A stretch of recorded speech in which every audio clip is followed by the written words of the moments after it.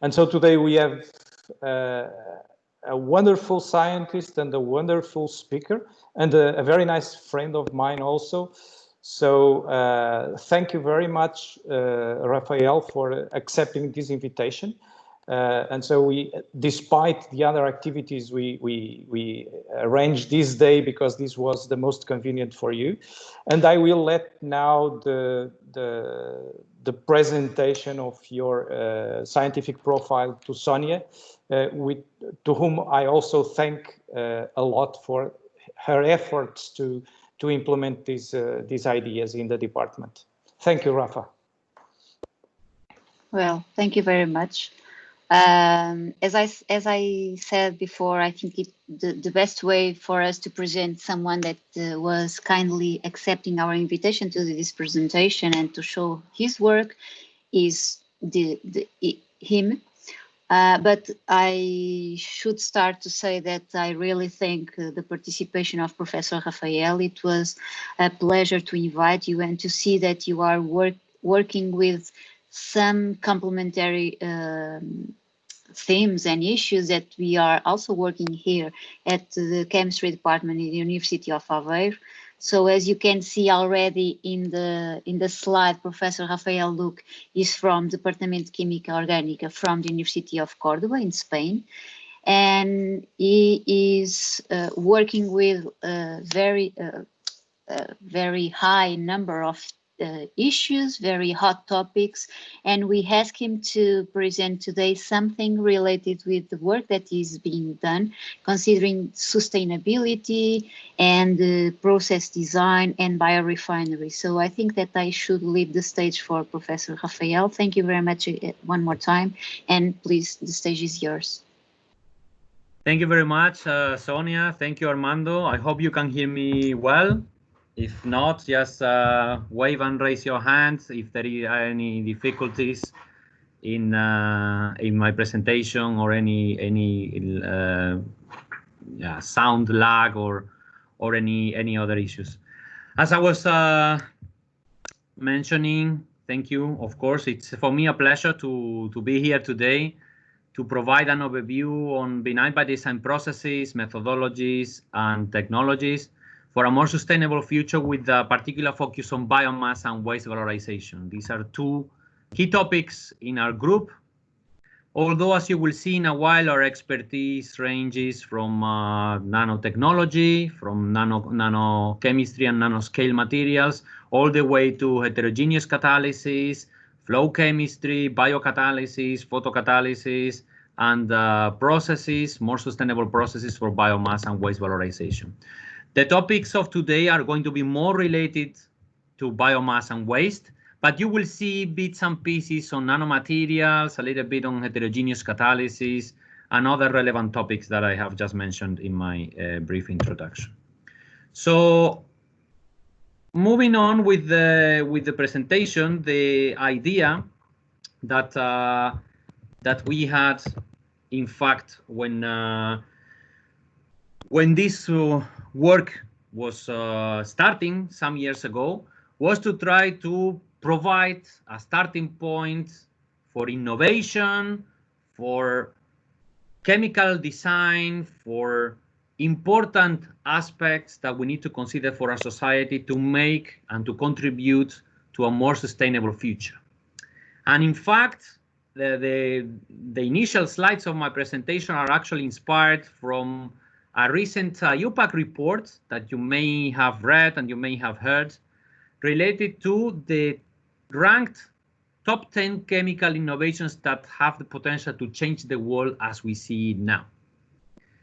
And in this report, in fact, a number of experts got together and shortlisted, not in order, so I'm going to show the 10 of them not in any particular order, 10 important chemical innovations that have the potential to revolutionize the world. So starting with nanopesticides, of course, this is important, and this will provide access to more sustainable crops and to better crops for the future, to combat again the problem of hunger, meeting one of the most important and relevant points on the IUPAC goals for the future. Enantioselective organocatalysis, I was very pleased, as you can imagine, as an organic chemist, as a chemist from the organic chemistry department here at a university, that enantioselective organocatalysis was selected as a topic that has the potential to change the world as we see it now, particularly to the design of new drugs.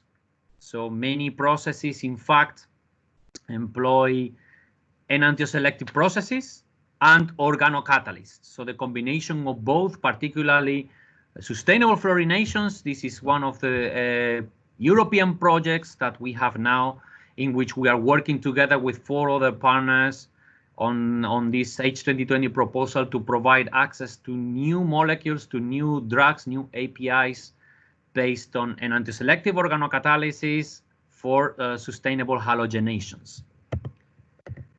Solid-state batteries. So what to say about this important topic? Of course, we need energy, and energy will be the basis of the future. So solid-state batteries will be important as a part of energy storage, not only in terms of energy density, but most importantly in terms of performance and safety. Continuous flow processes, delighted as you can imagine, and as I have already mentioned, this is one of the key topics and key expertise from the group. So continuous flow processes were highlighted, in fact, as highly relevant chemical innovations that can change the world as we see it now, particularly applied to industry. So translating batch chemistries to continuous flow brings us one step closer to industry and to industrial practices. And essentially, this has the potential to change many of the batch processes into continuous flow production facilities, for even some cases in the production of advanced pharmaceutical ingredients, nanomaterials, and many others.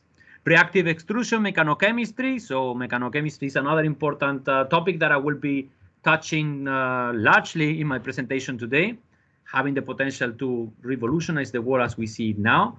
MOFs. Today, with the focus in biomass and waste valorization, I will not talk too much about MOFs, but these are important materials. These are important and relevant porous materials that, in fact, have already been showing some promising prospects in adsorption, in catalysis, and in other relevant applications for the chemical industry. We have a very interesting research project now also related to MOFs that perhaps on another occasion I can comment and detail. Directed evolution of enzymes. No wonder why Frances Arnold 2 years ago won the Nobel Prize related to this important topic, something that we don't touch really, but relevant from the point of view of directing the evolution of bioentities for more sustainable processes. From polymers to building blocks.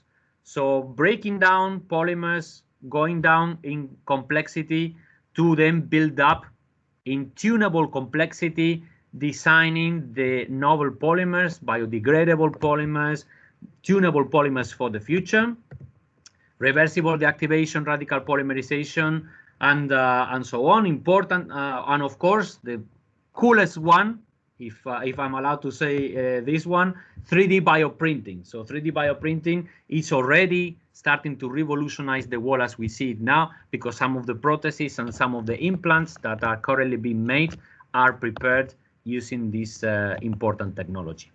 If you allow me to expand these 10 into 3 additional ones for the number 13, which is one of my favorites, not for the superstitious, but it's been always bringing me good luck. Let me show 3 additional ones that, of course, are not less relevant than this from my point of view. The first one and most important is the concept that I will disclose today in my presentation, the waste to wealth concept, and the biomass and waste valorization, the valorization concept. The second one, nanocatalysis, single atom systems that have indeed the potential to revolutionize the world and even be part of industry and of industrial processes. And what to say about the hydrogen economy. Of course, the sustainable production of hydrogen has indeed the potential to revolutionize the transport sector as we see it now, and even partly the chemical and the energy sector as we know it nowadays.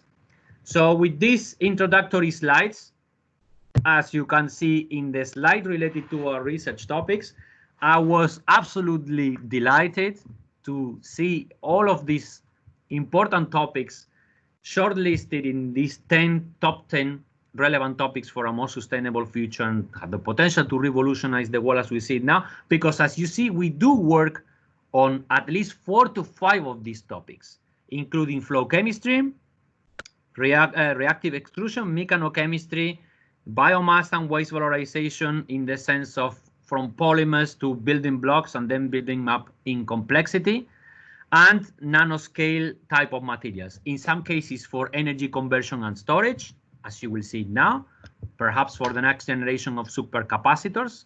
I will show a couple of examples later on, but not only related to this, but also related to other applications, including heterogeneous catalysis and the design of other nanoscale materials.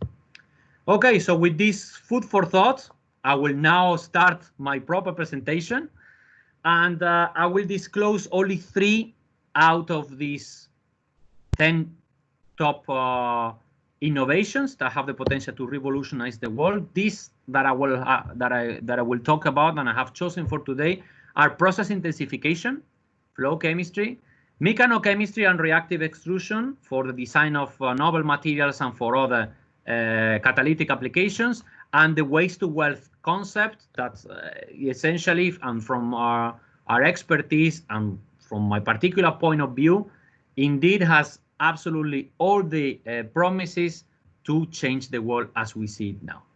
Then I will provide some conclusions and some outlook, and I will be happily asking any questions from the audience. Okay, so let's start with flow chemistry, process intensification. This is normally coming from a course that I teach here at university. So the first 2 or 3 slides that I will go through very, very quickly. I could spend maybe 1 hour or even more because this is a 50-hour course. So imagine what I can say in just 3 or 4 slides.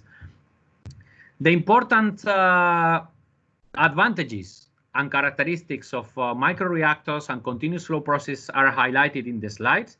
And I will draw your attention to the first top 3.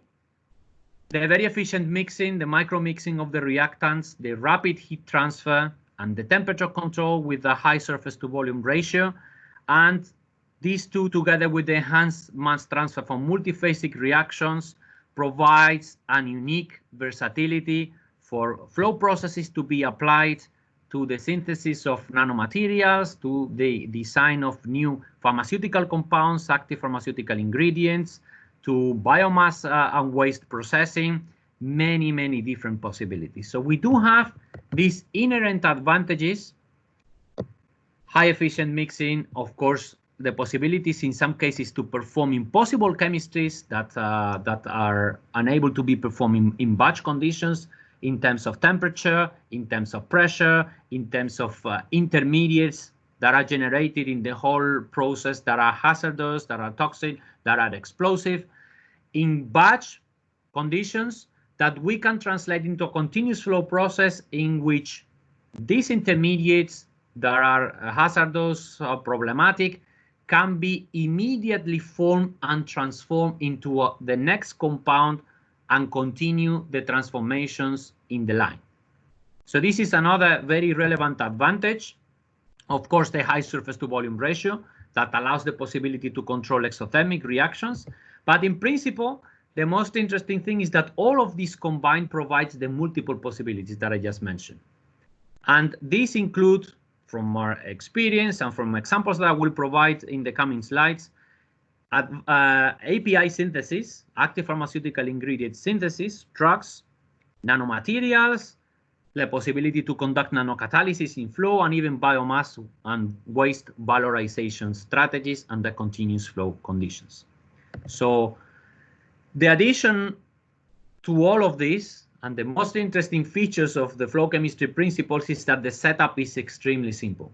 So this is a very intuitive scheme in which the simplicity of the concept is shown, a concept that, for example, myself, I have been able to export to different countries, including China, including Russia, including Brazil, some of them even being developing countries. That includes pumps to pump the reagents, a mixing unit. In some cases, we may use gases in the system. The reaction zone in which we can heat, we can cool, or even we can conduct photoredox chemistries using a lamp, an UV lamp, or even LEDs. A heat exchanger, sometimes needed, sometimes not needed, depending on the type of chemistry that we want to perform, and a quencher, that often is also not needed, and a back pressure regulator in order to keep the pressure stable in the whole system. The reaction zone, again, that you see in the slide has different possibilities, and featuring coils, for example, for homogeneous catalysis, for other types of organic synthesis and API preparation, chips for nanomaterials, and cartridges, perhaps in some cases also for heterogeneous catalysts and some other nanomaterials.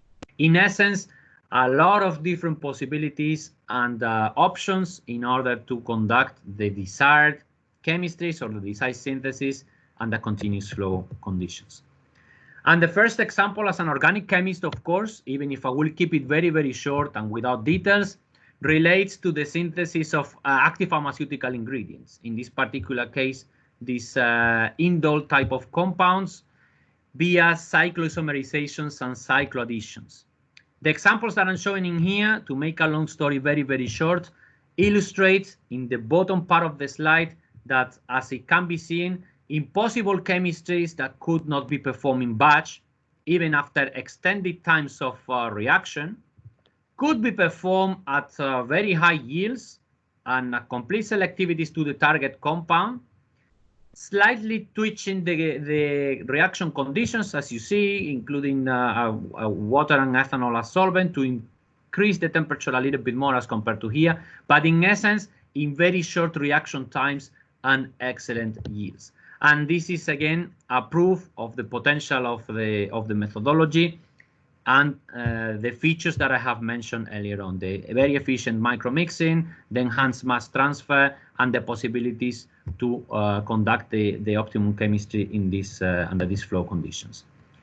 Applied to waste and biomass valorization. In this particular case, this was a project which we had with my very good friend, Professor Rodrigo de Souza from Rio de Janeiro, as you see that after in the photo, and behind us is the Pau d'Açúcar in Brazil. Lovely place that I have enjoyed to visit many, many times and to have a very successful and fruitful collaboration with Rodrigo for many years. And in this concept, we wanted to valorize the fatty acid waste from the processing of crude palm oil.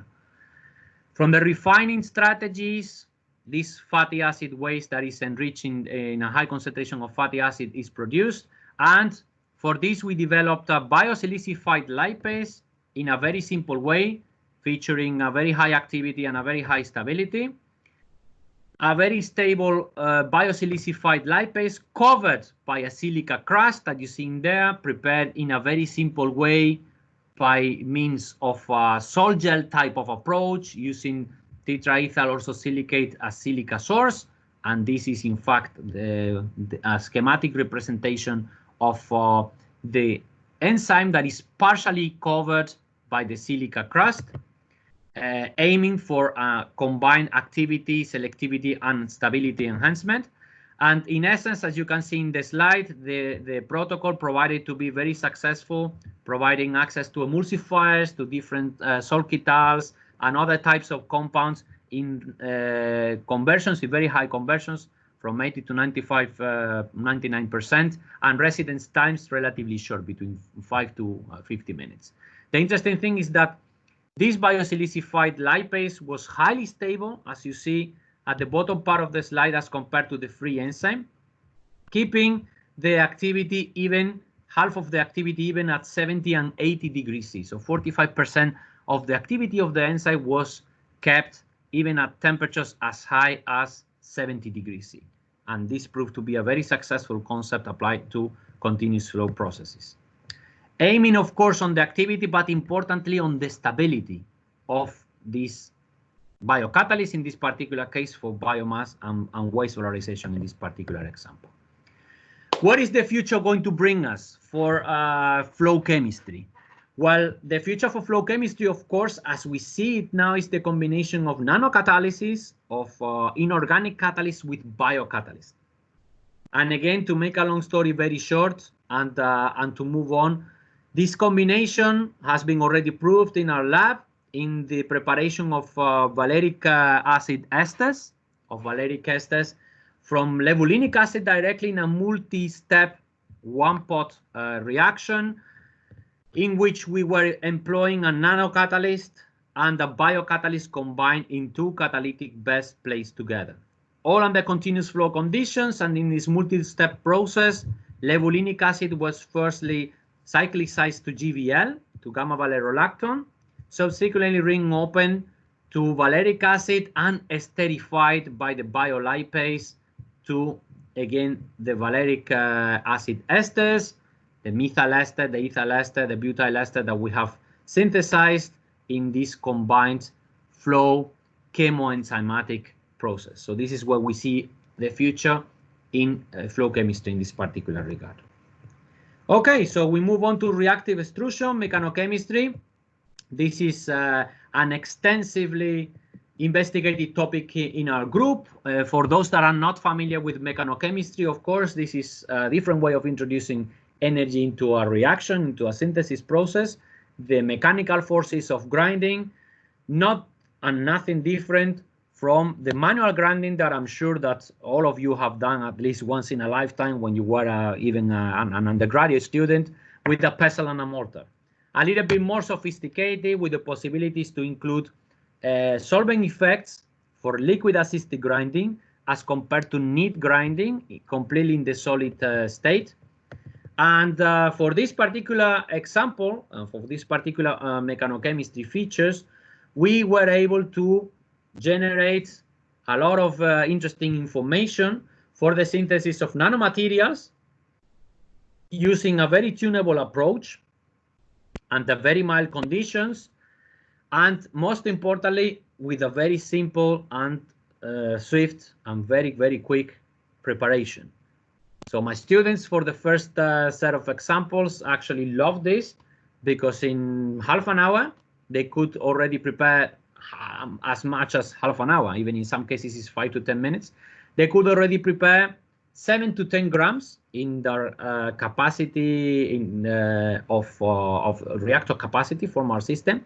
7 to 10 grams of catalyst, that, as you can see, with 7 to 10 grams, well, half of a PhD in some cases can be done with this quantity of material, with this quantity of solid for multiple reactions and approaches. And the interesting thing is that the system is also amenable to post-synthetic treatments and other types of interesting features. We are now developing a high-tech project that aims to provide a fundamental understanding on the mechanochemical process itself, on what is actually happening with the materials and on the surface of the materials upon formation of intermediates that you see in the slide, using in situ techniques. So for this, we have a special device, a special ball mill, in which we do have the possibility to have in situ measurements, including Raman spectroscopy, XRD, and importantly, FTIR. So for these three, we do have access to a lot of relevant information of the in situ formation of different species and intermediates for the design of catalytic systems, which is the aim of the project anyway. But in general, we have been exploring mechanochemistry for a wide range of nanomaterials design, not only for catalysis, but also for energy conversion and storage, some of the bioconjugates and bio-nanoconjugates that you see in the slide, carbon type of materials, and perovskites, for example, for energy conversion and storage too.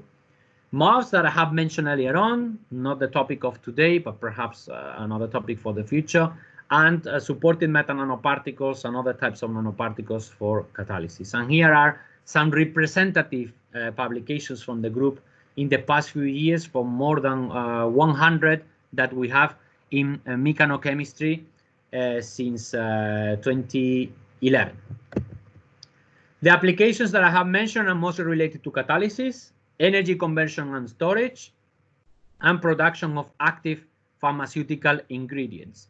And from the catalytic point of view, of course, we have been focusing on the design of some of these materials for photocatalysis, for biocatalysis, and even for electrocatalysis. Some of the key examples I will show in the coming slides. The next generation of nano supercapacitors with a bio part that was developed by two of my students, Alain, emigrated to the US, definitely, and unfortunately not in the best times these days, but he's now an assistant professor at the University of Texas at El Paso. And Ailey is still a postdoc in a group, but she will move on with her independent career soon with some postdocs, and hopefully she will return back to our group for an assistant professorship or a tenure track career. They were very much focusing on the use of proteins, including the one that you see in the slide, horse hemoglobin, for the design of the next generation nano supercapacitors. And with this, they were utilizing mechanochemistry to anchor this protein and to immobilize them into dopamine, and then further into magnetic nanoparticles for the next generation of bio nano supercapacitors. These were providing excellent capacitances up to 200 and over Faradays per gram. And we do have a lot of experience and several publications on the topic for energy conversion and storage of this type of materials.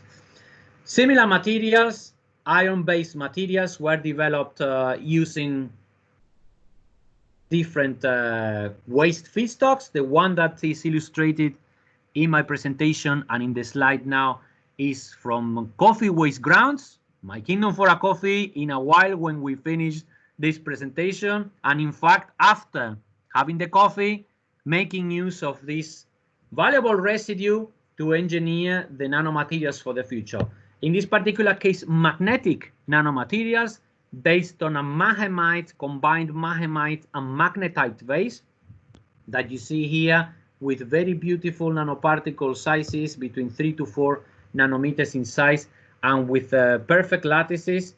And interestingly, materials that apart from being magnetic and magnetically separable, could be employed in catalytic applications. The catalytic applications that were selected in this particular example were the conversion of a biomass-derived isoeugenol to vanillin, which is a very important fragrance and compound employed extensively in a wide range of compounds, providing the flavor, the vanillin flavor, artificial vanillin flavor to these compounds. And the interesting thing that I will show briefly, again, to make a long story very, very short, is that from conventional heating and also continuous flow with reaction times of 24 hours, 12 hours, 8 hours, and even under very relatively high temperatures, we could go down to moderate and relatively mild temperatures under a micro-assisted approach, and in 30 minutes we were able to get very good conversions in the system that you see in there, ranging from 30 to 60% in some cases, with very high selectivities, 70 and 80% to vanillin from isoeugenol, providing access to this important compound for practical purposes. And we have also developed a wide range of other related materials using mechanochemistry, again, making long stories very short and compiling all of them into one slide. Modified titanium materials that you see in this part of the slide, in the top part of the slide, for water electrolysis and the production of very interesting nitrogen-containing heterocycles from levulinic acid.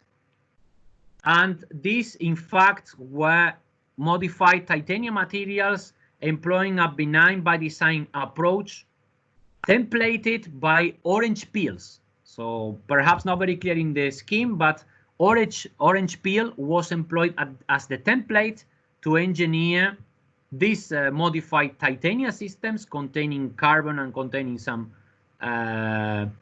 interesting impurities that provided access to a highly active catalyst for this continuous flow production of nitrogen-containing heterocycles from levulinic acid. Following these initial results, we moved on, of course, to the continuous synthesis of amines.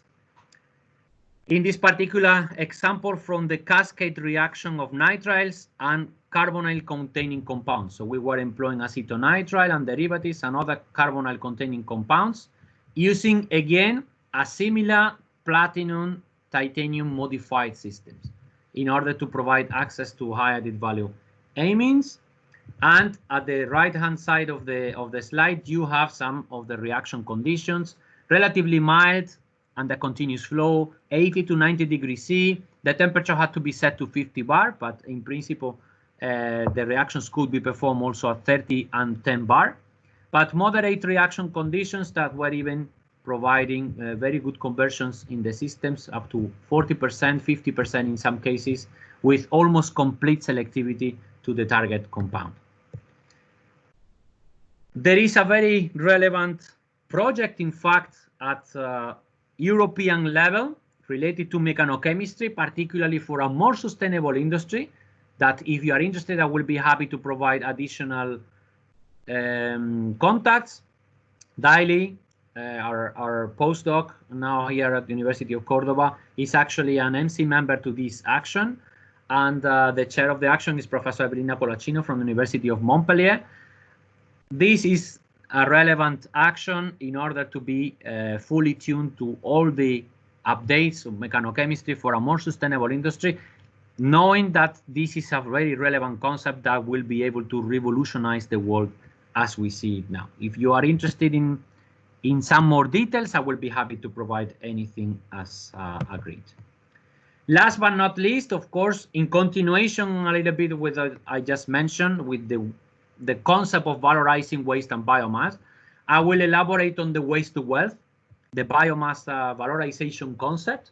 Of course, we want to move to the top of the pyramid that you see in there, and in fact provide added value to waste and to biomass sources. In some cases, some of this waste has little uses, different from landfilling, different from incinerating, different from burning, different from composting, or very basic recycling possibilities. While the valorization approach entails an integrated approach of providing access to valuable fractions, valuable compounds, valuable chemicals that are contained within the feedstock from something that has little value and even in some cases creates environmental issues related to bad smell, to odors, to pollution, to contamination, etc. Providing access to all these important and relevant compounds that will obviously increase the possibilities and the potential for sustainable industries, providing access to additional revenues from each one of these target compounds. And based on this concept, and I go back one slide, I put all my euros, I will put all my money on this. This is a highly relevant concept. In fact, we do have several contracts and several projects with industry in which there are more and more companies interested in finding possibilities to the residues, finding prospects for valorization, for extraction of compounds, for uses different from burning in their ovens and in their furnaces. So essentially providing access to all of this. From our experience, the most important thing I have to say at this stage is that understanding and knowing the chemical composition of the feedstock is the key to success. Is the key to succeed in identifying the fractions that can be separated, in devising pathways and methodologies to isolate them, to prepare something out of them, or even extract some of the valuable compounds from them. And based on this understanding, again, proposing successful solutions and potential methodologies in order to provide access to these chemicals, to these biomaterials, and to these important additional revenues for companies in the future. The example illustrated in the slide is the example of lignocellulosic materials, which in fact contain not only hemicellulose, cellulose, and lignin as main fractions, but also other minor constituents. And we do have now a very relevant project in which the minor constituent, in fact, is 50% of the price of all the other fractions containing this lignocellulosic material. Again, talking of different aromatics, derived from lignin and derived from other minor constituents, but essentially the important contained compounds in those feedstocks. So the waste to wealth concept, again, aims to provide products from residues using green technologies, using microchemistry, using flow chemistry, using mechanochemistry, different simple extractions, fractionation protocols, and so on, even nanocatalysis, in order to provide access to the chemical products and the biomaterials of the future from a wide range of feedstocks. The example that I was illustrating in my previous slide was on lignocellulosics, but of course we have been working on plastic waste, we have been working on food waste, we have been working on tannery waste, on the local markets and on the local products from the region. And for this, a take-home message, of course, as part of my presentation, is always think globally, act locally. So think of something that you can do at a global level, global resources, and then act and provide solutions for your local environment. And with this, we have been obviously collaborating with different companies, with different enterprises to provide access to some relevant chemicals, relevant compounds that I will show as a summary again in the coming slides. So this all stems from a very nice cooperation in a cost project in which I had the pleasure to be the chair several years ago, this Lignoval action, keeping in mind the big picture and the processing in order to obtain high added value products, chemicals, fuels, materials, energy, and so on. In this case, exemplified in, again, lignocellulosic feedstock, but generally speaking, all kinds of resources. This was a very simple organization of our cost action. And I will provide a couple of examples on some of the working groups, which again relate to our expertise and some of our projects, but also additional efforts that we did in the waste to wealth concept as part of our group efforts. The first example that I bring was a very successful extraction of silica, of a highly porous and highly pure silica type of material that Anna did as part of a PhD from rice husk.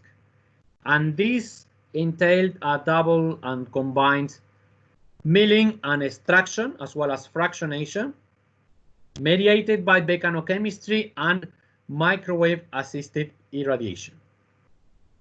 After these steps were completed, calcination of the final material to remove the little impurities that were there provided access to a highly pure 99.9% silica material, free of any metals and any other issues that normally the ashes from rice husk burning have. All the transition metals, all first and second periodic group periodic table metals were all removed in the microwave assisted step via a very simple and a very mild treatment and a very diluted acid, mineral acid extraction.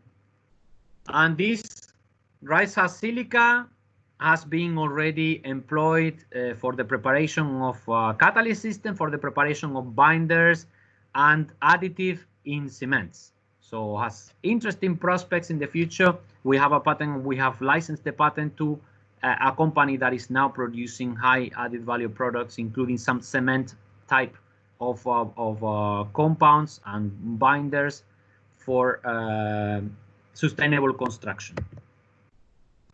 In terms of hemicellulose valorization, we have been extensively working on both the hemicellulosic fraction and the cellulosic fraction, perhaps and related to the relevant expertise of the groups in Aveiro. Perhaps this is a lot more interesting to you than anything else I've been discussing until now. Furfural and furanics have been the main topic of the group for many different reasons. So from furfural providing access, and from HMS providing access to relevant compounds, to relevant furanics, including a very recent project that we have now on drug design, on pharmaceuticals, active pharmaceutical ingredients from furanics, particularly not only from HMS and furfural, but importantly from one of the main side products from the furanics production, which are the humins. The humins are, as you know, and as you may know already well, compounds that have a highly polymeric and intractable structure, relatively easy to depolymerize as compared to lignin, but difficult to deal with. And the industrial project that we have with Avantium and at the basis of this H2020 project HUGS was aiming in fact to valorize the humins to high added value products, and obviously understanding at the same time the composition and the fragmentation pattern of the polymeric compound.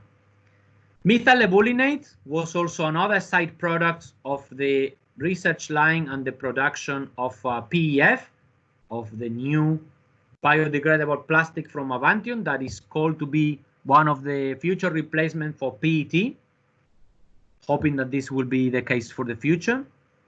And methyl levulinate was concomitantly produced with humins, and we were also working to valorize methyl levulinate to other valuable compounds. The interesting thing is that from the polymeric structure of humins that is showcased in the slide, we were very interested in understanding, as I mentioned just now, depolymerization pathways, as well as providing access to valuable compounds from these humins. So this HUGS project was highly successful and provided access to a wide range of scientific outputs, mostly related to materials. As you see, some catalysts, in principle nanocomposites, humins, and iron oxides magnetically separable for catalytic applications, nanocomposites from alumina foams and synthesized by salt gel and thermal degradation, as well as some very relevant photophysical studies that we could perform for humans, because they turn out to be fluorescents under some and under certain conditions. We could produce also carbon dots as part of this. And one of the most important scientific outputs, of course, of the project, as I mentioned earlier on, was the catalytic decomposition for structural identification and the proposal. We were able to propose a model structure for the humans that we worked with for the whole project. In the case of photoluminescent materials, both Daily and Laila, the students from the project, were able to prepare, in some cases, carbon dots from humans under different conditions, and in other cases to investigate the selective depolymerization of humans for the production of oligomers with photoluminescent properties. And these are publications related to the studies that you can consult if you're interested in the topic. We have been also extensively working on lignin valorization, on lignin fractions for many, many years. In principle, going towards depolymerization, so from polymers to building blocks, breaking down into in complexity, providing access to simple aromatics, in some cases even using ionic liquids. I know that my good friend Armando is going to be very interested in this work, because we were able to employ these protic ionic liquids to provide access to a very solubilized craft lignin. Actually, in fact, in some cases, difficult to solubilize, and the microwave irradiation. So we could even solubilize between 30 to 45% of lignin at very mild reaction conditions, typically 90 degrees C that you see in there, 90 degrees C, and 10 to 15 minutes of microwave irradiation. Hydrogenolysis and developing nickel catalyst and related systems and the continuous flow have also centered a lot of recent efforts from the group. These are mostly unpublished work that we want to continue working with, but in principle providing access to simple aromatic compounds, cinealdehyde, paracumaric acid, ferulic acid, and even vanillin and vanillin derivatives, in some cases derived from this hydrogenolytic depolymerization of lignin. From this now, for those that are interested, we do have another lignin-related cost action that followed up our cost action on lignocellulosic materials. My colleague and my assistant professor Antonio Pineda is another MC member on this cost action that is chaired by Professor Richard Gosselin from Wageningen University. With this, I come to the conclusion and the outlook. I hope I was able to convince you of the possibilities that we have in some of the topics that were relevantly shortlisted by the UPAC recently: continuous flow, biomass and waste valorization, nanomaterials design for energy conversion and storage, for catalysis, and for other different applications. Certainly, the waste to well concept is something in which I will put all my euros, because it's essentially the concept of the future. Will provide access to a lot of relevant compounds to replace current petrochemical-based compounds and chemicals and materials, but also, and most importantly, will provide additional revenues to companies and to research groups in the hectic and uncertain scenario that we are living these days with the pandemic worldwide. So how do we lead this future? I know Armando has already seen this.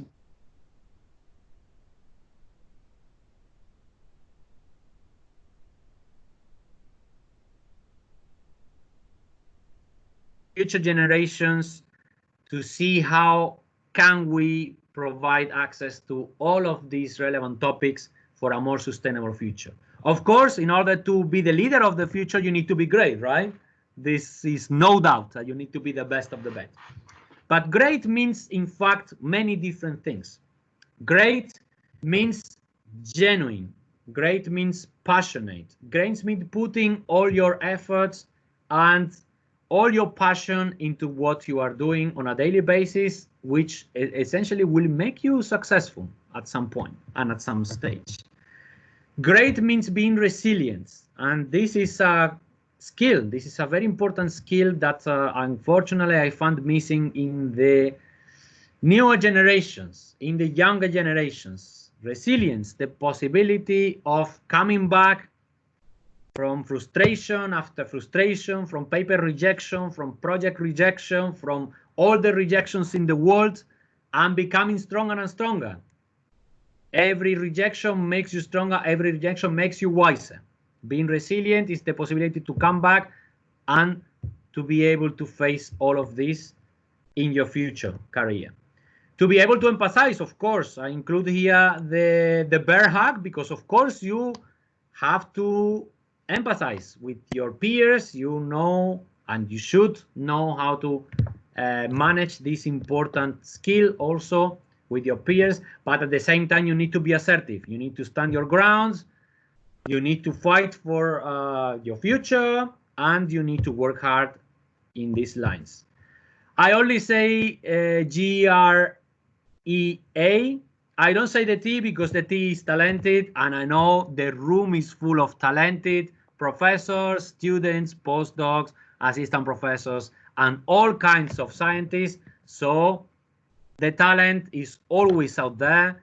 You have to make the most of it, and of course, importantly, wishing you the best in your future in order to be great, in order to provide access to more sustainable chemistries and more sustainable technologies for a better future for mankind. Thank you very much. With this, I come to the conclusion of my presentation. Of course, I need to say thanks not only to Armando, to Sonia, and to the department for giving me the opportunity to talk to you all today, but to my groups in the different parts of the world. Here you see the group mostly from Spain, but of course my groups from China, from Russia, my former group from Hong Kong, and my colleagues and my collaborators from France, from Brazil, from different places in Spain. I hope to have the Portuguese flag at some point in here as a strong collaboration. Funding sources and funding agencies that also were generous, providing access to all the resources for the group in the past few years, and of course, all of you for your kind attention. Thank you very much. Well, thank you very much for this lovely presentation. Actually, the number of fluids and the number of issues that you are touching is amazing, in my opinion. So now what we will have for questions.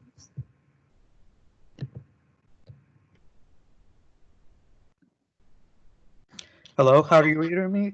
Yes, I can hear you perfectly. Okay. Thank you very much for your nice presentation. Here at Trindade.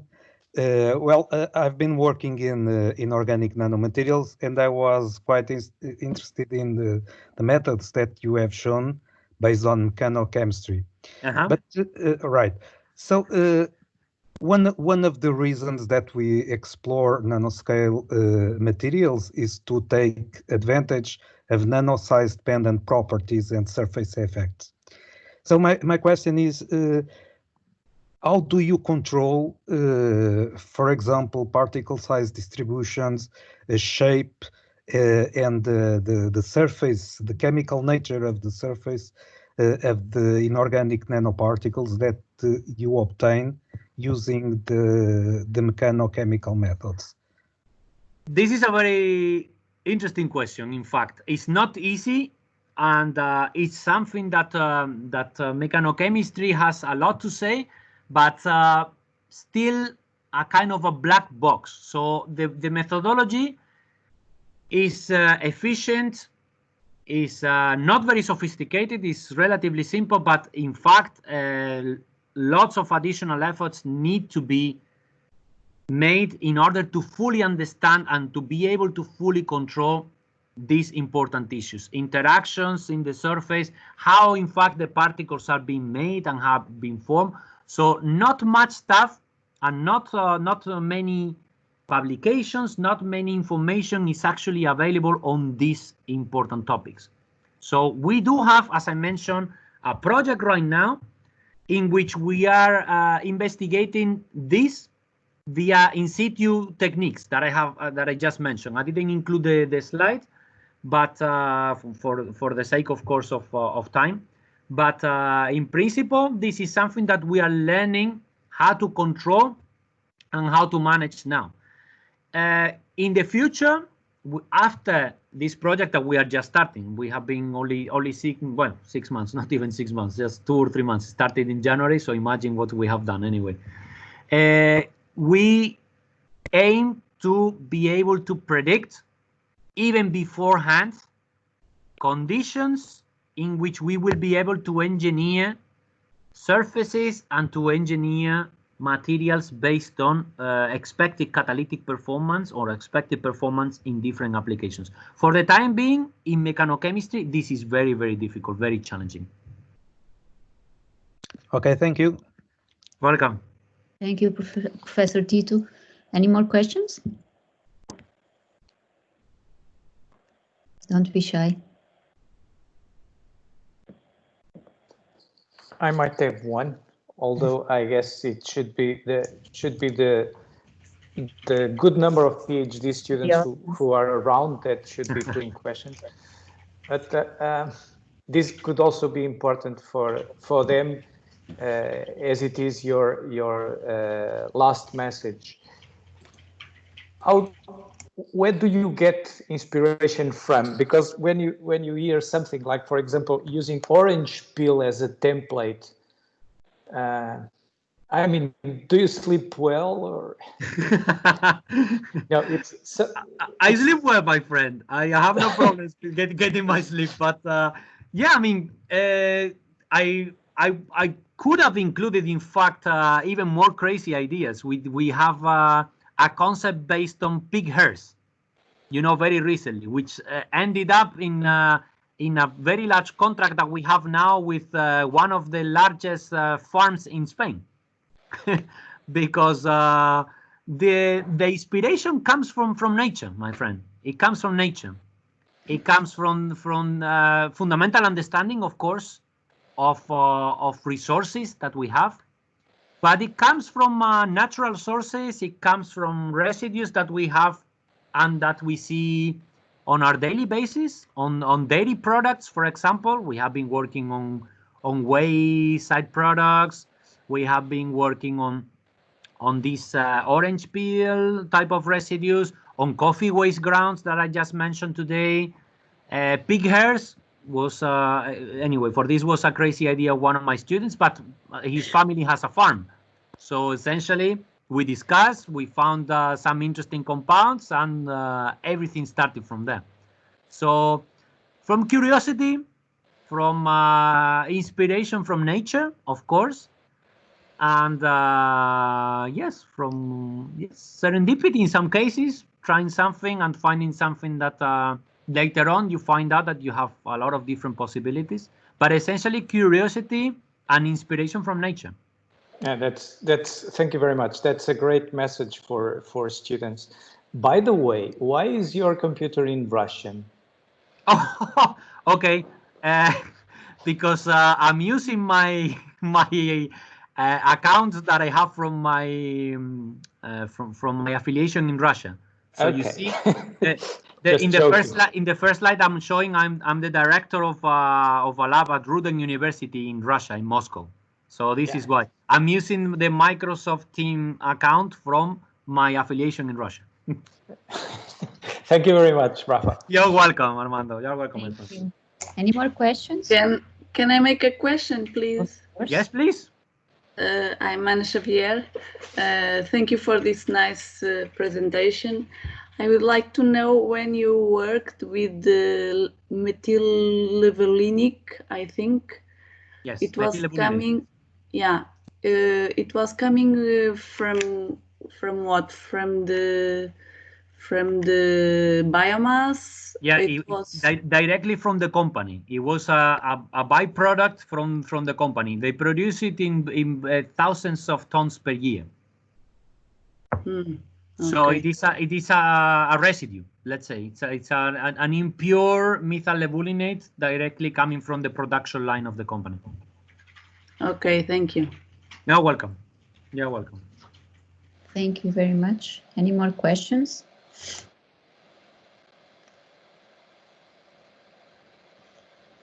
I think I may have one. You were mentioning in the mechanochemistry, yes, the use of hemoglobin from horse, right? Horse hemoglobin, yes. To prepare nanosupercapacitors. Right. So I must confess I'm ignorant on these nanosupercapacitors, and I really don't know everything about it. But I was wondering, what are the main properties that you need to have in these proteins to be able to use it as nano supercapacitor? Redox. The proteins need to have like a redox. They need to be able to provide access to donating electrons or accepting electrons. Essentially, this is the whole concept of a supercapacitor. Have you already tried to use some fluorescent proteins, for example, from marine raw materials? Not really, no. I mean, we use horse hemoglobin because it was a very cheap protein. After this, we have been employing similar redox proteins. and even in some other cases, enzymes. So again, lacases or other types of enzymes that are able again to have this type of redox potential. And will you be able at least to do some preliminary results to see what should be the Sure. Yeah, no problem. No problem. If these proteins have this potential, this redox potential, I don't see why not this will work for electrochemical conversion and storage. Yeah, that's fine. And I mean, this is relatively simple. There are a few experiments that will immediately show whether the proteins have potential in this regard. Okay, thank you. Welcome. Any more questions from the audience? From students, maybe? Yes, from students, but students are always shy, and now hiding behind the computer, even worse. No students. No? Anyone? Don't be shy. Come on, I don't bite. I am on the other side of the computer. Cannot do anything.